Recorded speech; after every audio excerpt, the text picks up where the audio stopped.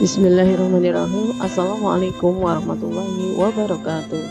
Tugas titik 3.2.a.4 eksplorasi konsep modul 3.2 pemimpin dalam pengelolaan sumber daya, bagian 8 pertanyaan pemantik oleh saya sendiri, Setiawati, JKP Angkatan 7 dari TKIP Al-Fitrah Salatiga. Salam dan bahagia. Saya didampingi oleh Bapak Muhammad Gusti sebagai fasilitator dan Ibu Tri Eliawati sebagai pengajar praktik. Tujuan pembelajaran khusus. JKP dapat mengetahui faktor-faktor yang mempengaruhi ekosistem sekolah. JKP dapat membedakan pendekatan berbasis aset dan pendekatan berbasis masalah. JKP memahami pengelolaan sumber daya yang ada di sekolahnya dengan menggunakan pendekatan pengembangan komunitas berbasis aset, Asset Based Community Development atau ABCD. JKP dapat membedakan 7 aset utama yang dimiliki lingkungan sekolahnya. Yang pertama, apabila kita menganggap sebuah sekolah adalah sebuah ekosistem dengan faktor biotik dan abiotik yang ada di dalamnya, maka faktor-faktor apa saja yang termasuk dalam kelompok biotik dan abiotik? Jika diibaratkan sebagai sebuah ekosistem, sekolah adalah sebuah bentuk interaksi antara faktor biotik, unsur yang hidup, dan abiotik, unsur yang tidak hidup. Kedua unsur tersebut saling berinteraksi satu dengan yang lainnya sehingga mampu menciptakan hubungan yang selaras dan harmonis. Dalam ekosistem sekolah, faktor biotik saling memengaruhi dan membutuhkan keterlibatan secara aktif satu dengan yang lainnya. Faktor-faktor biotik yang ada dalam ekosistem sekolah yaitu kepala sekolah, dewan guru, staf pendidikan, pengawas sekolah, murid, orang tua murid, dan masyarakat sekitar sekolah.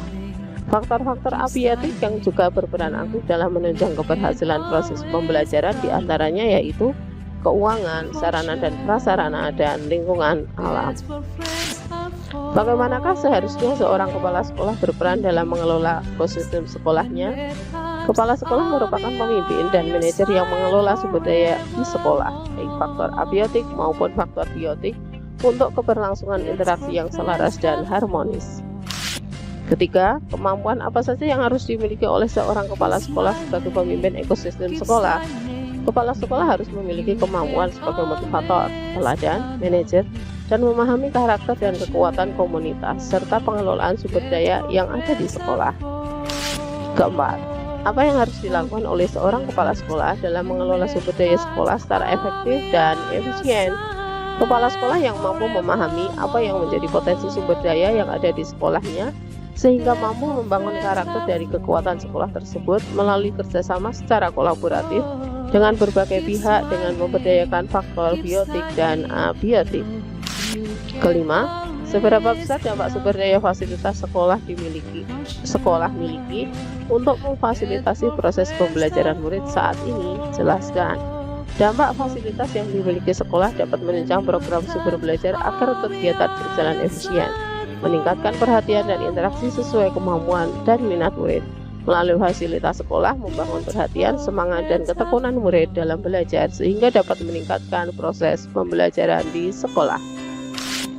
Keenam, sejauh mana sumber daya sekolah yang kita miliki sudah kita gunakan secara efektif untuk mendukung kualitas pembelajaran di sekolah? Jelaskan. Sumber daya sekolah yang diberdayakan secara optimal merupakan faktor utama ketercapaian visi dan tujuan sekolah. Dengan sumber daya sekolah baik faktor biotik maupun abiotik mampu meningkatkan kualitas pembelajaran. Dengan potensi yang dimiliki sekolah, murid akan lebih mudah menguasai suatu konsep atau materi dengan memanfaatkan sumber daya sekolah yang dimiliki. Ketujuh, adakah cara alternatif yang bisa kita lakukan untuk memaksimalkan sumber daya yang ada demi meningkatkan kualitas pembelajaran murid? Dengan menggali potensi, karakter, dan kekuatan sumber daya yang ada di sekolah, serta memaksimalkan keterlibatan orang tua dan masyarakat sekitar, serta komitmen bersama berbagai pihak untuk meningkatkan dan memberdayakan sumber daya yang ada di sekolah. 8. Sudahkah sekolah memanfaatkan apa yang ada di lingkungan sekitar? Bagaimana pemanfaatannya? Beberapa sumber daya sudah dimanfaatkan oleh sekolah. Sekolah menjadikan alam sekitar dan lingkungan sebagai sumber pengetahuan dan pengalaman yang dapat memperbaiki proses dan kualitas pembelajaran melalui observasi pembelajaran alam dan kegiatan baik akademik maupun non-akademik, memberdayakan kearifan lokal daerah dalam pembelajaran muatan lokal serta budaya sekolah. Namun, masih belum optimal karena harus didukung dan berkolaborasi serta kerjasama dengan masyarakat dan pihak terkait dalam peningkatan sumber daya di lingkungan sekitar.